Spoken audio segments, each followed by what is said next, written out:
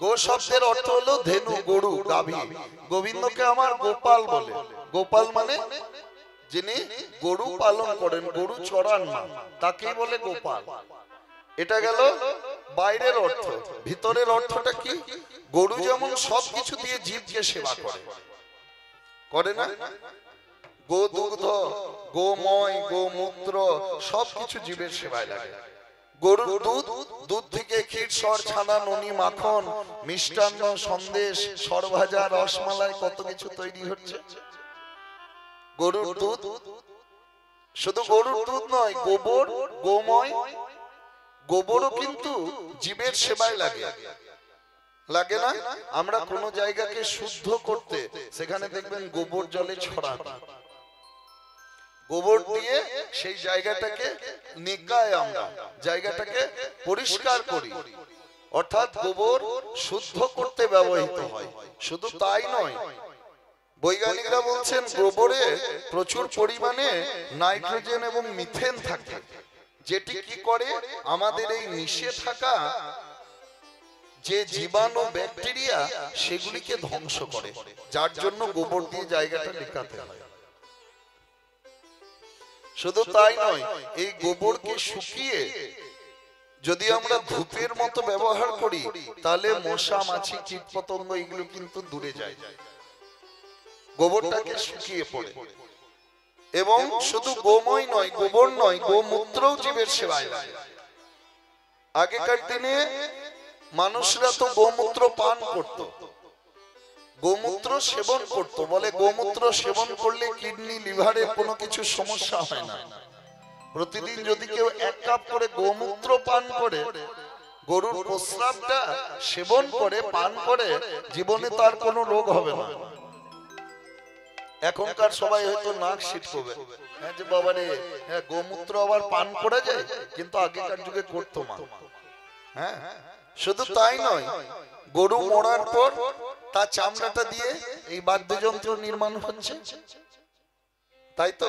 এই শ্রীখোল, হ্যাঁ বাদ্যযন্ত্র, এগুলি নির্মাণ হচ্ছে, মৃদঙ্গ নির্মাণ হচ্ছে গরুর চামড়া দিয়ে। শুধু তাই নয়, আমরা কি করি? বাতাসে অক্সিজেন নিয়ে কার্বন ডাই অক্সাইড পরিত্যাগ করি। গরু কি করে? অক্সিজেন নিয়ে কার্বন ডাই অক্সাইডের সঙ্গে কিছু পরিমাণ অক্সিজেনও বাতাসে ফিরিয়ে দেয়, অর্থাৎ বাতাসে অক্সিজেনের ভারসাম্যকে রক্ষা করে। শুধু তাই নয়, গরুর বলছে একটা গরু মরে গেলে বা গরুকে মারলে তার দ্বারা কিছু মানুষ উপকার পাবে, কিন্তু একটা গরুকে যদি বাঁচিয়ে রাখা যায়, তাহলে 1 লক্ষ লোক তার দ্বারা প্রত্যক্ষ বা পরোক্ষভাবে উপকার পাবে। একটা গরুকে মেরে দিলে 200 থেকে 500 লোকের একবার হয়তো কিছু উপকার হবে, কিন্তু একটা গরুকে বাঁচিয়ে রাখলে গরুটির দ্বারা গোবর বলুন, গোমূত্র বলুন, সার বলুন, সবকিছু দেখে বিচার করলে 1 লক্ষ লোক প্রত্যক্ষ বা পরোক্ষভাবে গরুর দ্বারা উপকৃত হয়। যার জন্য সনাতন হিন্দু ধর্মে গাভীকে মাতা বলা হয়, গো মাতা, মায়ের দরজা দেওয়া হয়। কেন? মা যেমন ছেলের কাছে অপরিহার্য, সন্তানের কাছে মায়ের যেমন মূল্য আছে, তেমনি জীবের কাছে, ইহজগতের কাছে গরুর মূল্য সব থেকে বেশি। নিতাই গৌর হরি হরি হরি বল, হরি বল, হরি বল, হরি বল।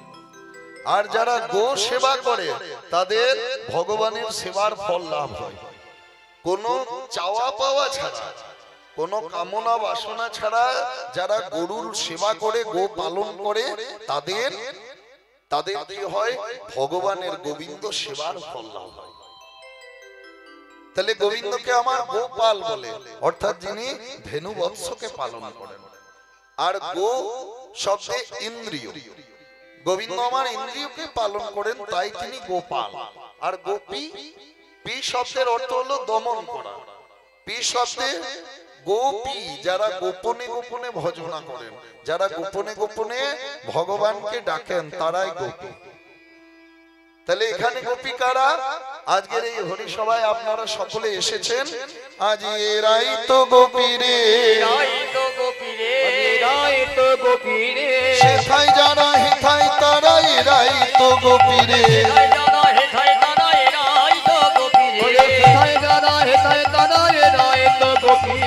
প্রজলীলার পরিকর এরাই তো গোপীরে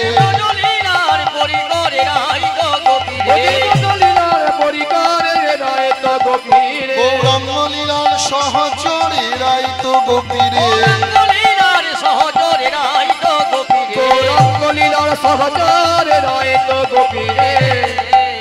তা গৌর সুন্দর সহচরদেরকে গোপী অনুমান করলেন। গোপী অনুমান করে আজ কি করলেন?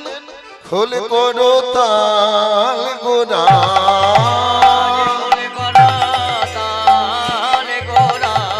আজ খোল করো তাল গোরা, সুমিল করিয়া গো, আজ খোল করো তাল গোরা, আমার সুমিল করিয়া গো, খোল করো তাল গোরা, খোল করো তাল গোরা, খোল করো তাল গোরা, আজ সুমিল করিয়া গো, তাহার মাঝে নাচে গোরা,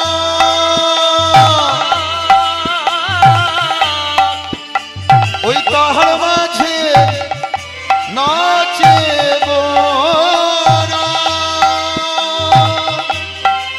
গোরা জয় জয় দিয়া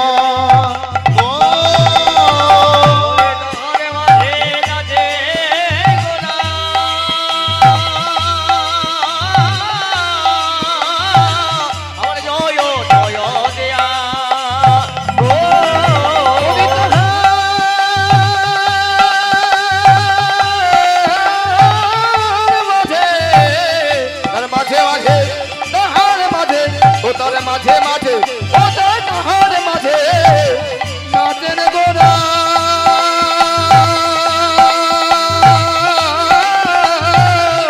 জয় জয় দিয়া গো, জয় দেই জয় দেই শ্রীকৃষ্ণ সংকীর্তনের জয় দেই জয় দেই, সংকীর্তনে জয় দেয় জয় দেয়, পরমাম বিজয়াতে জয় দেই জয় দেই,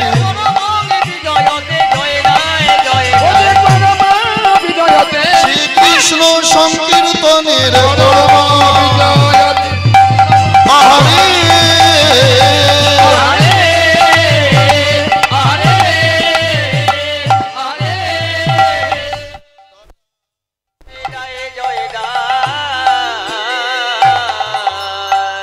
তাহলে তাহার মাঝে নাচে না গোড়া, গোড়ায় আমার জয় জয় দিয়া। তাহলে গৌর সুন্দর নৃত্য করছেন কেমন? জয় জয় দিয়ে বাবা, জয় দাও জয় দাও জয় জয় দিয়ে নৃত্য করছেন। অন্যদিন প্রভু আমার হরিধ্বনি করেন, কৃষ্ণ কৃষ্ণ বলেন, হরিনাম করেন, হরে কৃষ্ণ হরে কৃষ্ণ। আজ শুধু জয় দিচ্ছেন কেন? দেখবেন ইহ জগতে এমন অনেক লোক আছে যারা বাড়িতে অতিথি এলে না খাইয়ে ছাড়েন না, যারা অন্ন দান করেন, বস্ত্র দান করেন, বছরে একবার হলেও হরিনাম করান, কীর্তন করান। তাহলে এই কলিকালে এদেরকেই বলে দানী। কেউ যদি কিছু দেয়, দান করে, তাকে কি বলে? দানী বলে। কেউ যদি বলে যে আমি খুব গণ্যমান্য লোক, আমি খুব সম্মানীয় লোক, লোকে তাকে সম্মান করেন না, করেন না। নিজে যারে বড় বলে বড় সে নয়, লোকে যারে বড় বলে সেই বড় হয়। কেউ যদি বলে যে হাম বড়া হে, হ্যাঁ, তো কেউ তাকে বড় বলে বলে না। তাহলে যে অপরকে মান দেন, যে অপরকে সম্মান দেন, সে নিজে সম্মানিত হন, সে হন মানি। তাহলে দান দিলে দানি, মান দিলে তবেই মানি। তা মহাপ্রভু জীবকে শিক্ষা দিয়ে গেলেন, তোমরা যদি সকলে মিলে জয় দাও কি হবে? দান দিলে দানি, মান দিলে মানি, জয় দিলে জয় দিলে জয়ী হবে।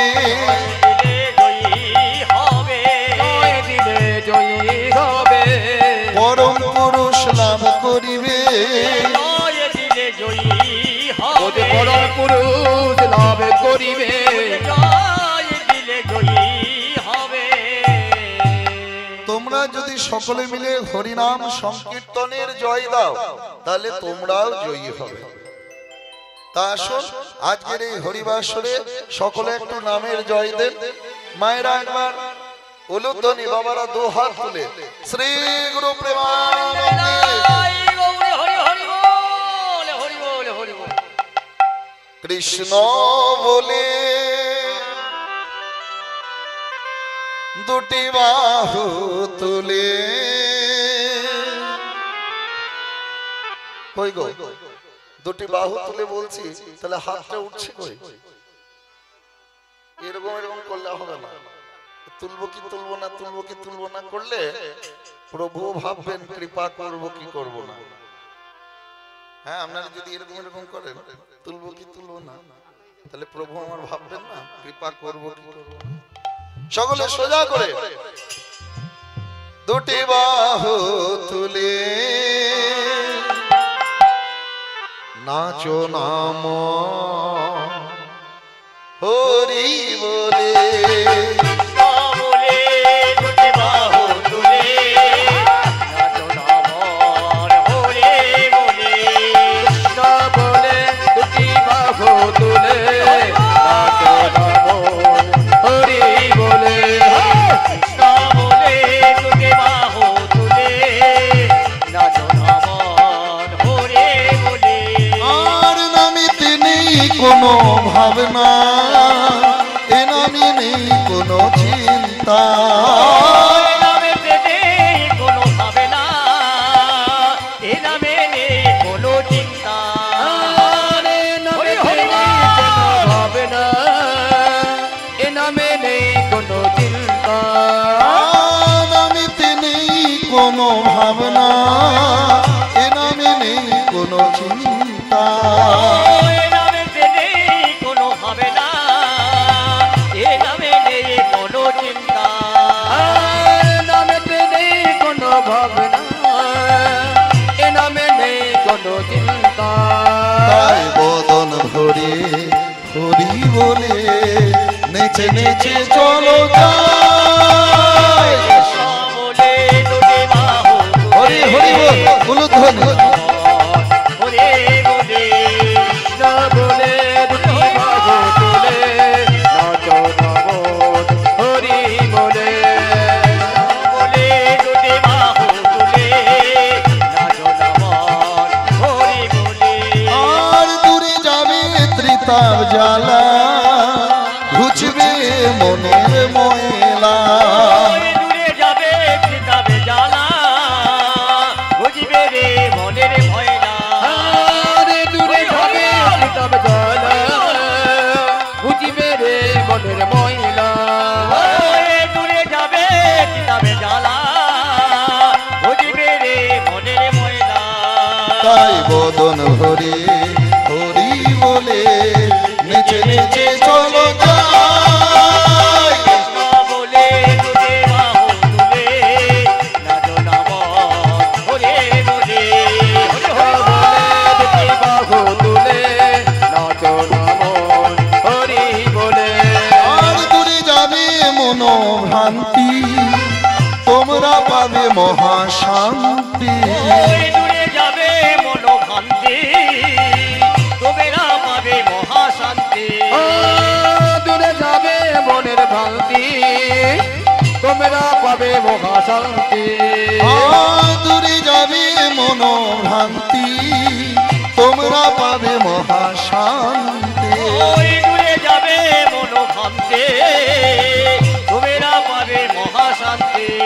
তাই বদন হরি হরি বলে নেচে নেচে চলো যাই। কৃষ্ণ বলে দুটি বাহু তুলে নাচো নাম হরি বলে। হরি হরি বল। বাহু তুলে নাচো নম হরি বলে। কৃষ্ণ বলে বাহু তুলে নাচো নাম হরি বলে।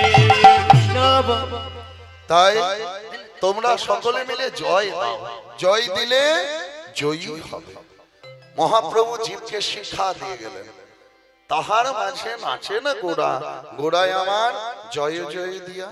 খোল করতালকে সঙ্গে করে গৌর নাচছেন।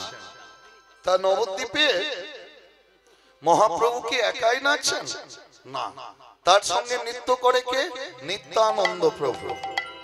নিত্যানন্দ, নিত্য আনন্দময়, সর্বদা আনন্দময় যিনি। কেমন করে? আমার নিতাই নাচে লাছে লাছে, নাচে নাচে নাচে তাই নাচে লাখে লাখে, আমার গৌরী ঢোলে ঢোলে পরে পাছে, নিতাই নাচে লাচে লাচে, গৌরী ঢোলে পরে পাছে, দাদা নিতাই নাচে লাচে লাচে। পাছে সোনার গৌড় ধুলায় পড়ে। তাই গোরাচাঁদকে ঘিরে ঘিরে নৃত্য করছে কে? নিতাই চাঁদ। অর্থাৎ নিত্যানন্দ, নিত্য আনন্দ, সর্বদা আনন্দময়, সবসময় আনন্দে থাকেন, কোনো কষ্ট নাই, কোনো দুঃখ নাই, সবসময় আনন্দে মাতোয়ারা, সেই নিতাই চাঁদ। তাহলে নিতাই চাঁদ গোরাচাঁদকে ঘিরে ঘিরে নাচছেন। অর্থাৎ গৌরের কাছে যেতে গেলে মা নিতাইকে পেরিয়ে যেতে হবে, তাই তো? যেহেতু গৌরকে নিতাই ঘিরে আছে, তাই গৌরের কাছে যেতে গেলে আগে নিতাইকে পেরিয়ে যেতে হবে। অর্থাৎ নিত্যানন্দের কৃপা ছাড়া কখনো গৌর কৃপা লাভ হবে না। তাই গৌরী হরি হরি বল, হরি বল, হরি বল, হরি বল। নিত্যানন্দ